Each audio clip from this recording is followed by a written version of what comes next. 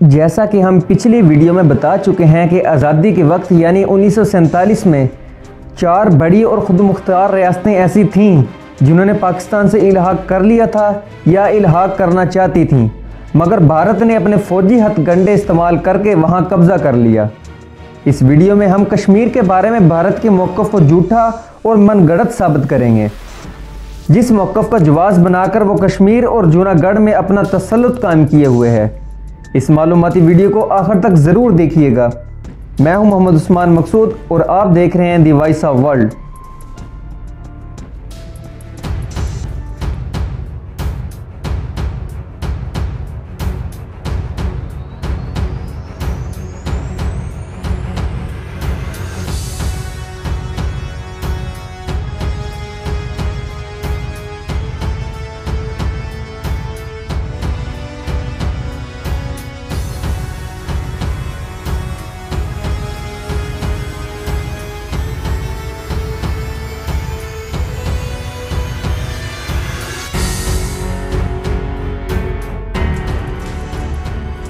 कुछ अरसा कबल पाकिस्तान ने जो नक्शा जारी किया है, इस पर यह एतराज़ उठाया जा रहा है कि इस नक्शे में भारतीय इलाके जूनागढ़ को क्यों शामिल किया गया।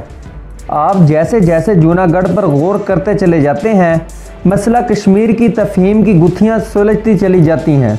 आइए इंतहाई इख्तिसार के साथ पहले हालात और वाक़यात का जायज़ा लेते हैं, इसके बाद चंद सवालात पर गौर करेंगे। अगस्त 1947 को जूनागढ़ की हुकूमत ने पाकिस्तान के साथ इल्हाक का फ़ैसला किया, जैसा कि हम पिछली वीडियो में बता चुके हैं।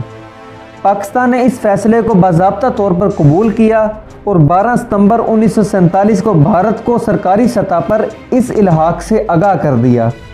भारत ने इस इल्हाक को तस्लीम करने से इनकार कर दिया। भारत के 3 बड़े एतराज़ात थे जो भारतीय गवर्नर जनरल लॉर्ड माउंटबेटन ने यूँ बयान किए। पहला एतराज़ ये कि जूनागढ़ की 80% आबादी हिंदू है, इसलिए इसका पाकिस्तान से इल्हाक गैर मंतकी है। दूसरा एतराज़ ये कि जूनागढ़ जोग्राफियाई तौर पर भारत से जुड़ा हुआ है, इसलिए इसे भारत का हिस्सा बनना चाहिए। तीसरा ये कि मुसलमान महाराजा को फ़ैसला करने का कोई हक नहीं, बल्कि जूनागढ़ के अवाम ही इस बारे में फ़ैसला कर सकते हैं कि वो किसके साथ शामिल होना चाहते हैं या किसके साथ नहीं। चुनांचे भारत ने 17 सितंबर 1948 को जूनागढ़ में अपने दस्ते उतार दिए और फिर पुलिस स्टेशन कायम कर दिया और उसके बाद फ़ौजी कब्ज़ा कर लिया। कब्ज़े के बाद इस तस्वाब राय का तमाशा किया गया और ये ऐलान कर दिया गया कि अवाम ने भारत के हक़ में फ़ैसला सुना दिया है। इस मुख्तसर तरीन पस मंज़र के बाद अब आइए चंद अहम सवालात की जानिब।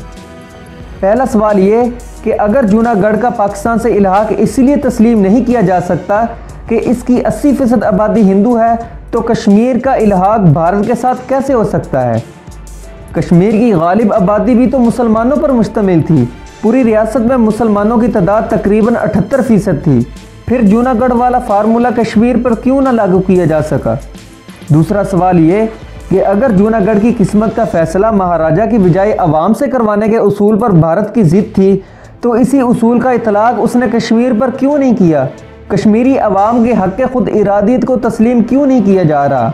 अगस्त 1947 को जब जूनागढ़ के महाराजा ने पाकिस्तान से इल्हाक की दस्तावेज़ पर दस्तखत किए, तो इसके पास मुकम्मल इक़्तिदार था और वो वहाँ का हाकिम था। उसकी अमलदारी कायम थी, इसके ख़िलाफ़ कोई बगावत नहीं हुई थी, बल्कि इसने पूरे इख्तियारात और इक़्तिदार के साथ अपने पाया तख्त में बैठकर पाकिस्तान से इल्हाक किया था। दूसरी जानब कश्मीर के महाराजा हरि सिंह ने जब भारत से इल्हाक किया, तो वो इक़्तिदार से भी हाथ धो बैठा था। उसके ख़िलाफ़ बगावत फूट चुकी थी और वो अपना पाया तख्त छोड़कर भारत फ़रार हो चुका था। इक़्तिदार उसके हाथ से निकल चुका था। ये भी एक नाकाबिल तरदीद हकीकत है कि कश्मीर में पहले भारतीय फ़ौज उतरी और भारत के कब्ज़े के बाद महाराजा ने इल्हाक पर दस्तखत किए, जबकि जूनागढ़ के महाराजा ने जब पाकिस्तान से इल्हाक किया तो जूनागढ़ में पाकिस्तान का एक फ़ौजी भी मौजूद नहीं था। तीसरा सवाल गोया ये हुआ कि भारत के नज़दीक अगर जूनागढ़ के महाराजा का इल्हाक नामुतबर था, तो कश्मीर के महाराजा का इल्हाक कैसे मुतबर हो गया। चौथा सवाल ये कि जूनागढ़ का पाकिस्तान से इल्हाक इसलिए माउंटबेटन को कबूल नहीं था कि जूनागढ़ जोग्राफियाई तौर पर भारत के करीब था, तो तो माउंटबेटन साहब उसी उसूल का इतलाक कश्मीर पर क्यों ना कर सके? वो इस हकीकत को क्यों ना तस्लीम कर सके कि कश्मीर जोग्राफियाई तौर पर तो पाकिस्तान के साथ जुड़ा हुआ है। पाकिस्तान पर यह इल्ज़ाम आयद किया जाता है कि उसने जारहियत की। पाकिस्तान का मामला ये था कि कश्मीर पर महाराजा का इक़्तिदार ख़त्म हो चुका था। भारतीय फ़ौज श्रीनगर में उतर चुकी थी और कब्ज़ा पहले हुआ, इल्हाक़ की दस्तावेज़ बाद में तैयार हुई। जबकि जूनागढ़ में तो ऐसा कुछ ना हुआ था। ना महाराजा के ख़िलाफ़ बगावत हुई थी, ना पाकिस्तान ने वहाँ अपनी फ़ौजें उतारी थीं, लेकिन फिर भी भारत वहाँ जा घुसा।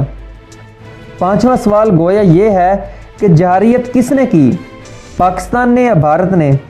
कश्मीर में भारत ने पहले फ़ौजें उतारी और कब्ज़ा करने के बाद महाराजा ने इल्हाक़ के दस्तावेज़ पर दस्तखत कर दिए। और जूनागढ़ में भारत ने उस वक्त फ़ौजें उतारी जब जूनागढ़ की रियासत पाकिस्तान से इल्हाक़ का फ़ैसला कर चुकी थी। पाकिस्तान इस फैसले को तस्लीम कर चुका था और भारत को भी इससे आगाह कर दिया गया था कि जूनागढ़ अपना फ़ैसला कर चुका है, अब वो पाकिस्तान का हिस्सा है। तो फिर अमन दुश्मन कौन हुआ, पाकिस्तान या भारत? पाकिस्तान की अब तक यही गलती रही कि उसने अपने नक्शे में जूनागढ़ को शामिल नहीं किया, मगर इमरान खान की हुकूमत ने इस गलती की इस्लाह कर दी और पाकिस्तान का एक नया पॉलिटिकल मैप यानी नक्शा जारी किया, जो कि बहुत ही खुश आइन बात है। इस वीडियो में हमने आपके सामने कश्मीर और जूनागढ़ के मामले में पाकिस्तान और इंडिया के मौक़िफ़ रखे।